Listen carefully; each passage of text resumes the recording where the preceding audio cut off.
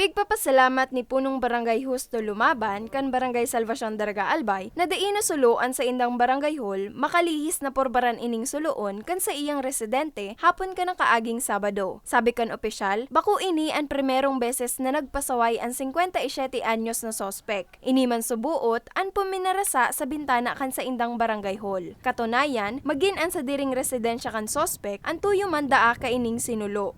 Yung mga tao nasa loob ng barangay hall, kaya hindi na malayan. Buti lang yung job order namin, barangay base, lumabas. Nakita, sinusunog yung doon sa part ng barangay hall. Kaya yun, nagsilabasan yung mga tao.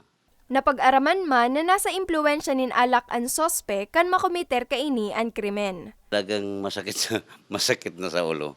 Dahil kung hayaan lang natin yan, parang kami na kami na yung ginagawang ko. So, parang nasa isip niya, wala naman palang mangyayari sa akin kahit anong gawin ko dito. Sa kun unuan motibo, ini ang dai pa maaraman kan otoridad urog pata dai man nakikioperar ang sospek sa imbestigasyon. Sa ibong kaini, desidido ang Daraga Fire Station na sa angatanin magkakanigong reklamo ang sospek. Nanawagan po kami sa inyo na hindi po biro ang pagsusunog.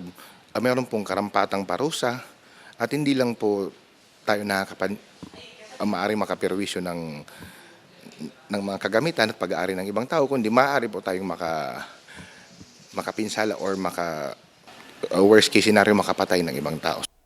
Sa presente, nasa kustodiya na kan Daraga Municipal Police Station ang sospek. Para sa mga baretang tatak Bicol, Lea Molara.